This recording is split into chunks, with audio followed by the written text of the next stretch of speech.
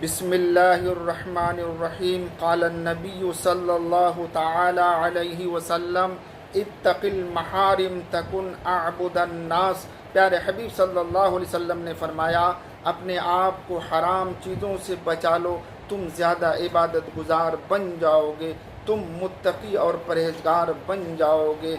आज इंसान अच्छे आमाल तो करते हैं, नमाज पढ़ते हैं, रोज़े रखते हैं, ज़कात देते हैं, हज करते हैं, लेकिन मुनकरात से नहीं बचते हैं, हराम कामों से अपने आप को नहीं बचा पाते हैं। इसलिए आज बेहद ज़रूरी है कि जहाँ पर हम अच्छे आमाल करते हैं वहीं पर बुरे कामों से हमें बचना भी चाहिए, ताकि हम ज़्यादा इबादत गुजार और ज़्यादा परहेज़गार हम बन सकें, मुत्तकी की ज़िंदगी हमें मुयस्सर हो।